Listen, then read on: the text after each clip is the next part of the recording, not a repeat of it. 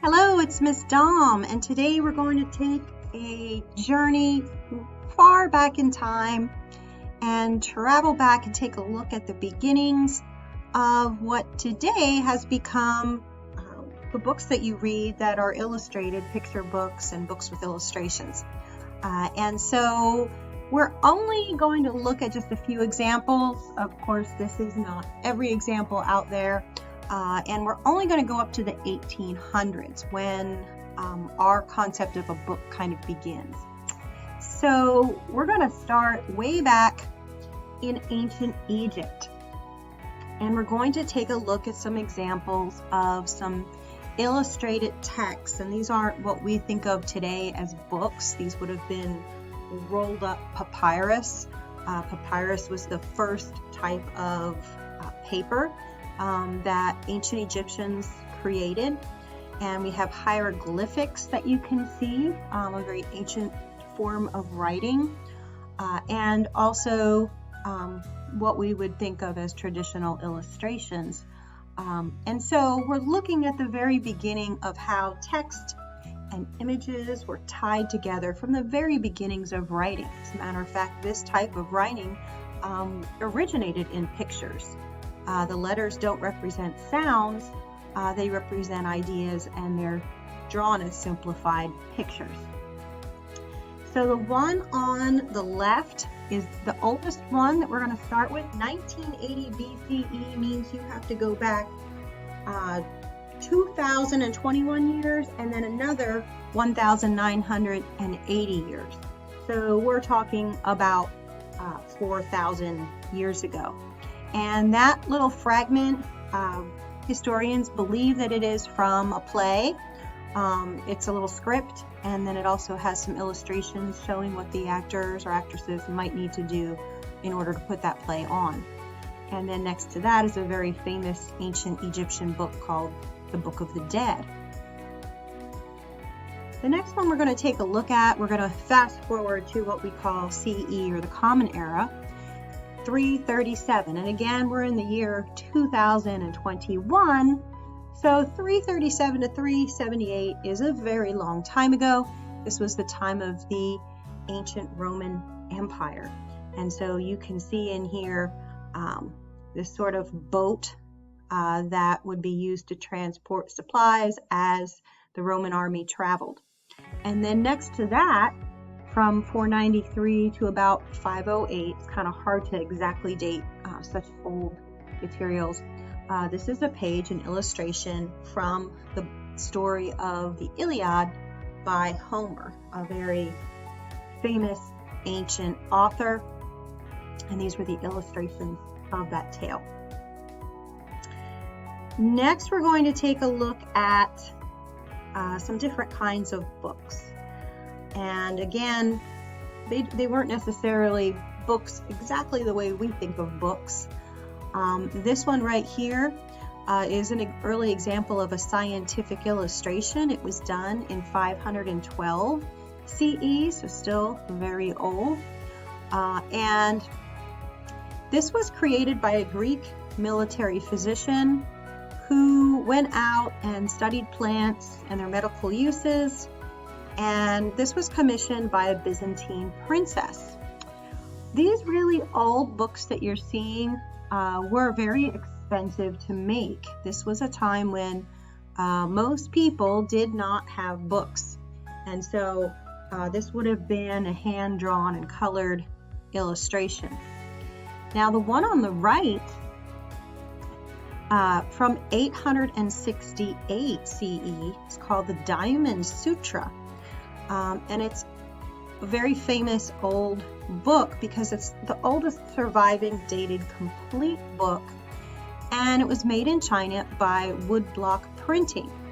And so they could make multiples of each image in words because the image was carved into a block of wood and then printed. Next thing we're going to look at is illuminated manuscripts. These were very popular in the Middle Ages. Wealthy patrons would have these books made Oftentimes they were prayer books or Bibles, and they were embellished with gold, and they were all hand-drawn and handmade. So again, not something that ordinary folks would have. As a matter of fact, most ordinary folks could not read. And so when these books were being shown off, the images were very important in terms of people understanding what the book was or what it meant. So the one on the left is from Italy in 1385.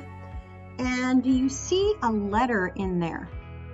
When you look at the illustration, one of the tricks that people who created these illuminated manuscripts often did is the illustration would also be the letter or the first letter in the title or in the page or in the chapter. And so if you look closely, I'm going to go around here and show you, that's the letter M. So these figures create the shape of the letter M. And this is from a book of hours, which was a type of prayer book, again from Italy, and then another one from Belgium, done in 1500, and it's a Psalter, which is another type of religious books that has songs and stories in it. Okay, and here are another couple of examples from the Middle Ages. Book of Hours, again considered a prayer book, from 1410 to 1430, and it was owned by members of the French royalty, sort of passed down to different members of the royalty. And then the next one next to that was a book of fables, done in 1461 and printed in German. So this is one of the first European woodcut books and with illustrations. So we saw the one from China. These are from Europe.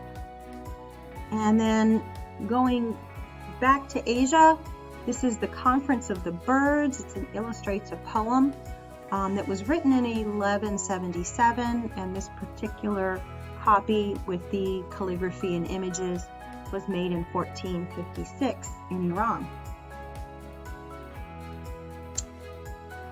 And staying in Asia for just a little bit longer, we're seeing a copy of the Ramayana of Valmiki, which is an epic poem made in India around 1597 to 1605. Next to that, made in about the same time period, maybe a little bit before that, is an illustration, a Flemish illustration, with the month of February being illustrated. And so that would have been a page in a book, and you can see how it's depicting the season, and then in the epic poem they're illustrating events that are happening in the story.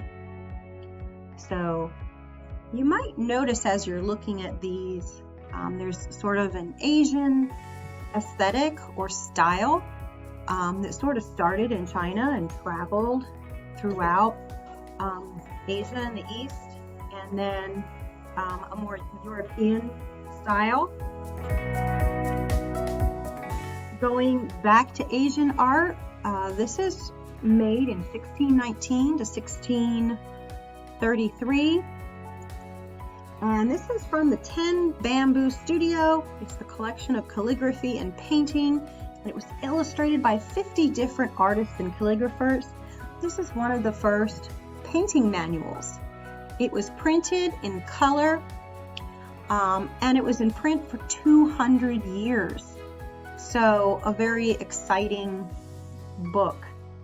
And I have the link there. I'm not going to take you there now, but I'm going to include a link to this slideshow if you want to look a little more closely, and you can go to that link.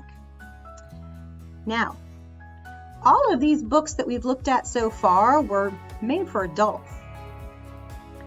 So let's go on and take a look at the first book that was actually created for children, and it's called A Little Pretty Pocket Book. It was made in 1744, a believe it was made in England, and it was an ABC rhyme book teaching children to read. So by this time, more people were literate, more people were learning how to read, and so it was a teaching book, like a textbook, published by John Newbery. You might recognize that name.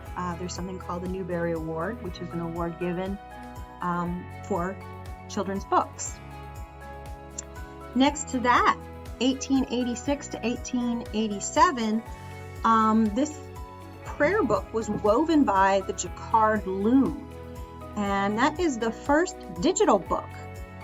So you might, oops, sorry about that. So you might think of digital as a computer like we have now, but digital could also mean that it was made by a machine. So they used cards, like if you ever think of punch cards, the cards were used and read by the machine, and they had 200,000 to 500,000 punch cards that were needed to tell this weaving machine how to make the pages of the book. And they can't open the book all the way, because if they did, it would rip the way it was bound. So interesting little tidbit there. And then now we have a mystery. I thought this one was very interesting. This is the Rohak Hunk, not sure how you say that, Codex. And it was donated to the Hungarian Academy of Science in 1838 CE, and cryptologists have not been able to decode it. So it was written in a secret code. Nobody's been able to crack the code. And so even if you look at the illustrations, they're sort of mysterious, and people have studied it and have tried to figure it out. But so far, nobody has been able to figure out what exactly it says, because it's not written in any known language. It was a made-up, coded language to sort of make it a secret. And the secret remains. And finally, I am going to end with Randolph Caldecott. You may have heard the name Caldecott before. Caldecott published 16 books for children between 1876 and 1885. Again, this was sort of the beginning of what we think of as the modern children's picture book. And the Caldecott Medal was named after Randolph Caldecott. And the Caldecott Medal is awarded each year since 1938 to what judges decide is the most distinguished or best illustrations in a children's book in America each year. So here are a couple examples of his illustrations in the children's books that he illustrated. So I hope you enjoyed that little history tour. You may want to go and take a look at the Caldecott Awards and who won them, and maybe think about why. And I'm hoping that you'll be inspired to think about art in terms of how it can help to tell a story. Some books are written with just illustrations, and the illustrations tell the whole story. But more often, the illustrations work with the text to explain what's going on and give the reader an idea of what's happening. So I hope you enjoyed this, and I hope you, when you're looking at books and you see illustrations, you think about the fact that an artist had to create the illustration, and that the illustration is helping to understand, for you to understand and to tell the story. Bye.